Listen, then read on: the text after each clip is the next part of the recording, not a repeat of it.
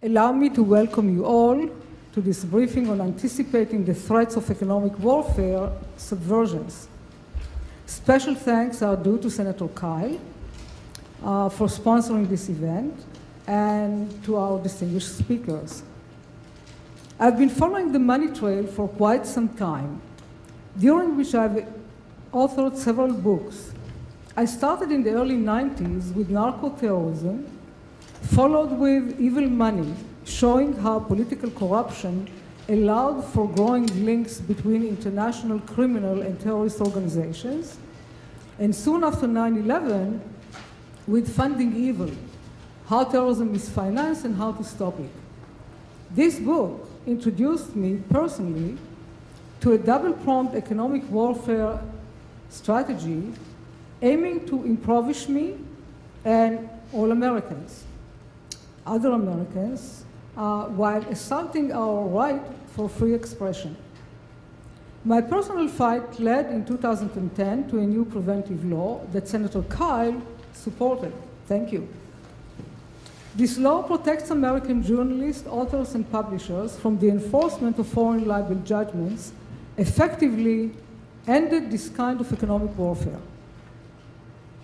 The Economic Warfare Institute is a nonprofit organization dedicated to tracking and analyzing economic threats, especially in the financial sector, that are directed against the United States and other Western democracies by state and non-state actors. More information about what we do is available, the Economic Warfare Institute is available online. This briefing is the first, we hope, in many briefings on the different aspects of economic warfare. It is fitting, therefore, that today we are providing, today's briefing will provide an initial overview of economic warfare attacks and their potential impacts on key elements of the American economy. EWI is of the strong opinion that threats to the United States economy are the next great field of battle. In fact, we are already at economic war with such states actors as Iran and such non-state actors as Al-Qaeda and its affiliates. The future battlefield is vast. It not only includes the realms of banking and finance, but also cyber, market and currency manipulation, energy, drug trafficking, state-sponsored industrial espionage, and the list can go on and on. EWI believes that this vast potential field of battle, while widely worried and written about, has not been understood as a whole.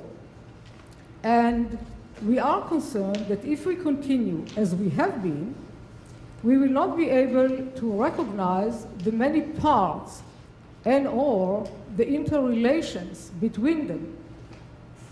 We are not privy to what the government does, but we feel that insufficient attention has been paid to anticipating vulnerabilities and taking preventive actions to stop them. Our purpose today is to go out to the cutting edge of the threats we face and to begin a dialogue on how to address them in a sophisticated and methodical fashion. Before I turn the microphone over to Ken Jensen, who will introduce the speakers and moderate this panel, I will give you an example of cutting-edge financial threats to the US economy and its security. On May 6, 2010, the US stock exchange plunged approximately 1,000.9%, only to recover most of those losses in minutes.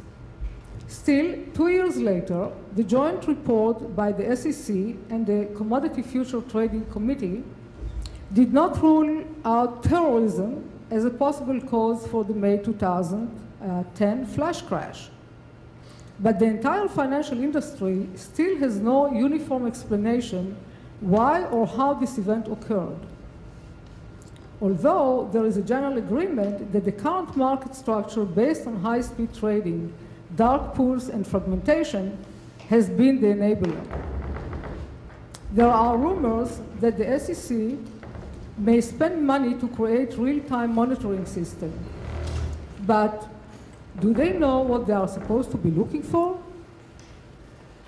The new market system is highly electronic, facilitating ultra-high frequency trading, is unregulated and misunderstood, therefore making the current market structure vulnerable to attacks. The flash crash of 2010 is evidence of this vulnerability. While the industry does not want another flash crash, it still has not provided a conclusive answer of how it happened, therefore unable to prevent another crash. Direct market access, DMA, is a term used to describe electronic trading facilities that give investors wishing to trade in financial instruments a way to interact with the order book of an exchange, and this plays a key role in increasing the market's vulnerability.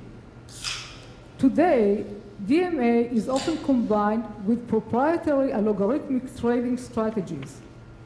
Many of the leading high-frequency programmers reside in countries such as Ukraine, Romania, India, and such, and are not scrutinized by proper background checks. This opens the door for cyber threats from DMA clients and even by possible sleepers residing at member or broker-dealer firms. Indeed, early identification of financial threats is the subject that the EWI works on for various customers.